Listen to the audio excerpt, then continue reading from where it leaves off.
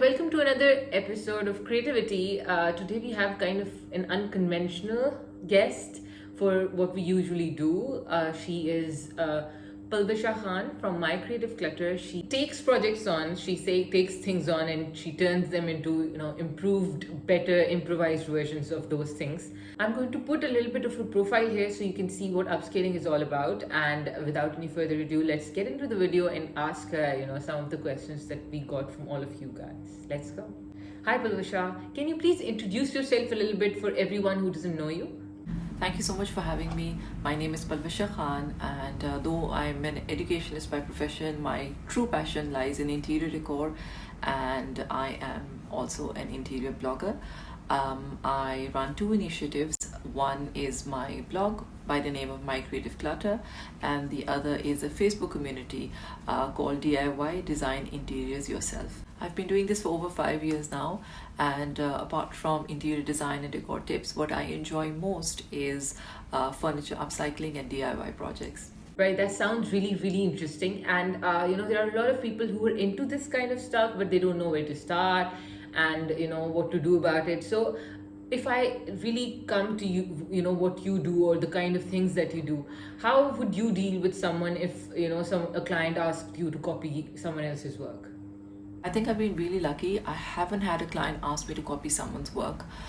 They do send me inspo pictures, but then I think art and interior decor are very different because you will get furniture which have similar designs or they look alike, but then you can really make it your own by the kind of fabric you choose, the color that you go for, how you accessorize it. So at the end of the day, you end up with something unique and something you can call your own.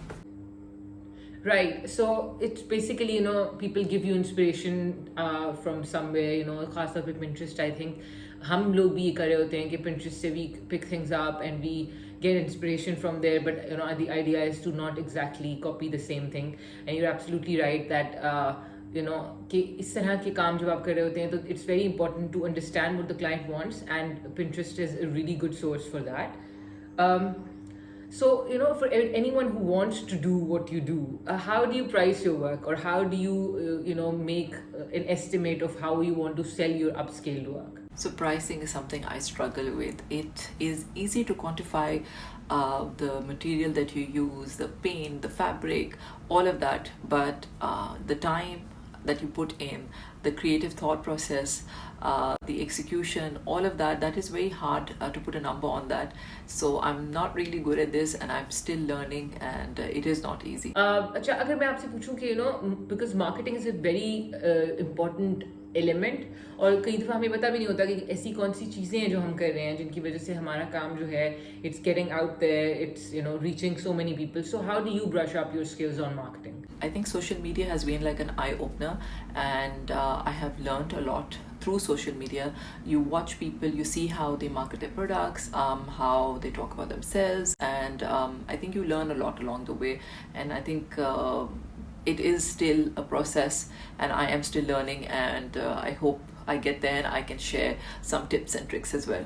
So which sources do you think are very important, where artists can sell their work very easily? I think social media is an excellent platform to showcase your work, to arouse interest, to make connections, to collaborate with people, and in the end, sell your work. I think when it comes to plagiarism, I think we need to create awareness. We need to talk about it. I feel like a lot of people don't even know what they're doing. They don't realize that this is a huge issue and you should not be doing it. I feel we need to educate people. We need to talk about it more on our platforms. I also feel that we should not shy away from giving credit where it's due. Even if you have been inspired by someone, just give the credit, tag them, talk about it, because that's the way, and that's how I think people will learn as well. If you do it, people will watch you and they will learn as well. Okay, absolutely.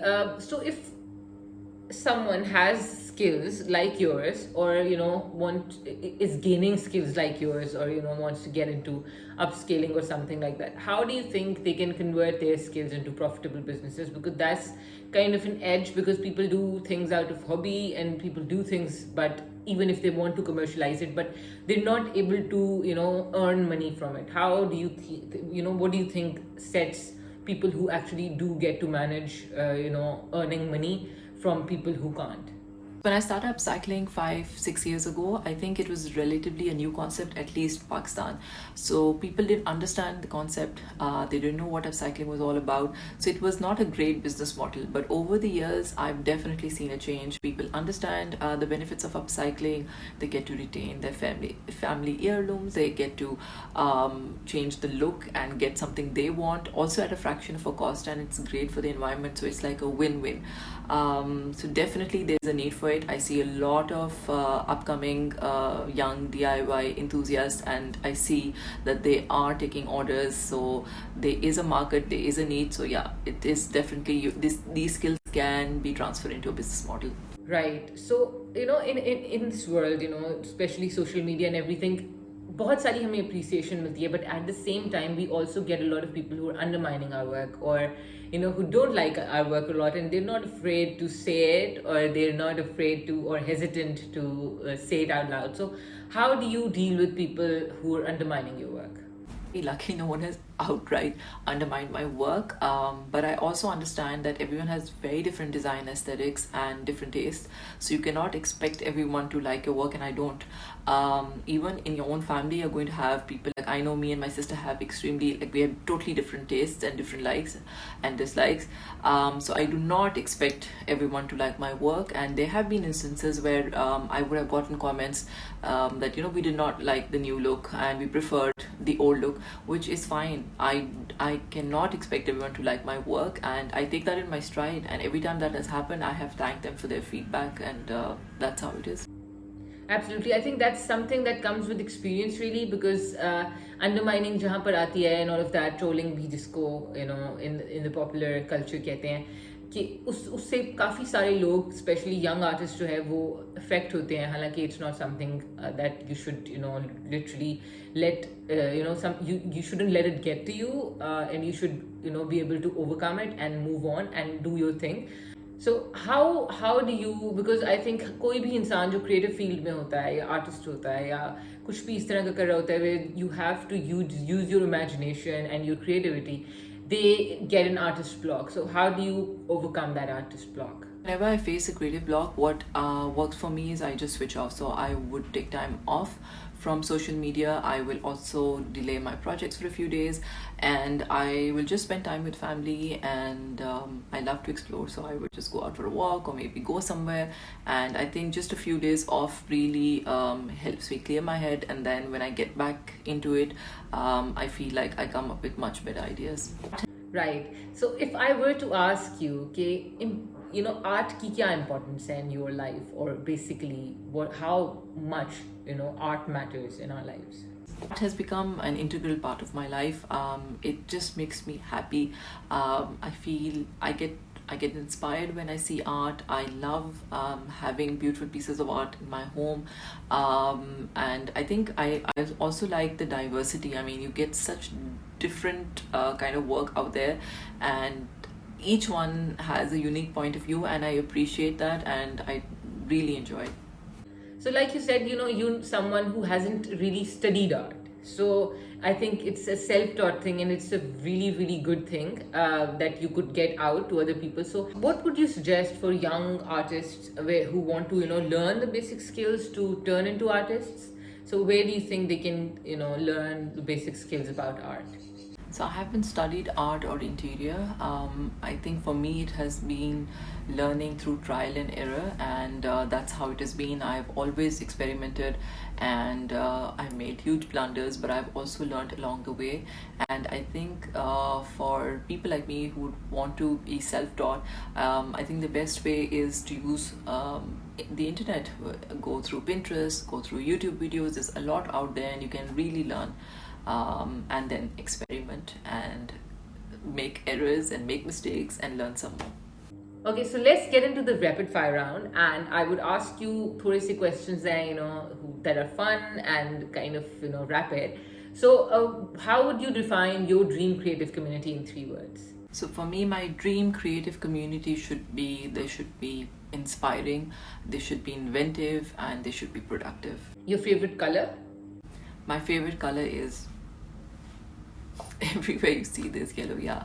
I really have a soft spot for yellow. Favorite season? For me, it's summer. I'm not a winter person. I do not enjoy winters. I feel like I'm less productive, I think, in the summer, even though I know it's hot and sticky and all of that, but I enjoy. Right. So if your work or your art was something edible, what would it be? Upcycling for me is like a box of Pringles. Once you pop, you cannot stop. I kid you not, it is addictive. When I did my first upcycle, I mean, I couldn't stop after that. I just looked at every furniture piece and I'm like, okay, think I can give this a new look. I can totally revamp that. So yeah, it is very addictive. Where do you draw most inspiration from on a daily basis? I think there are a lot of people who inspire me. It's not just one or two. I think when it comes to interior decor, I think I learned a lot and I still enjoy watching reality shows. I love watching Property Brothers, Studio McGee, and Mr. Kate. There's so many. When it comes to inspirational women, I have some amazing friends who inspire me every day. There's Nida, there is Nina, there is Samia. There's so many people. There's Sidra. There's so many people who do amazing work and definitely inspire me. Thank you so much, Palwasha. It was great talking to you, and it was very different from what we usually do or what we usually hear. And I think a lot of people can get a lot from this. Thank you so much for doing this with us. Bye bye. So this was Palwasha Khan from My Creative Clutter. She had some amazing things to say, and we would want all of you to go and check out her profile and leave your feedback or learn from her a lot. So we'll see you in the next video with another amazing guest, but you have to tell us what's working, what's not working. If you have any questions, if there's something else that we can do for you guys, there's someone who you would want us to talk to, because we're also getting in touch with people for our second season of Creativi-Tea. So let us know. Till then, bye bye.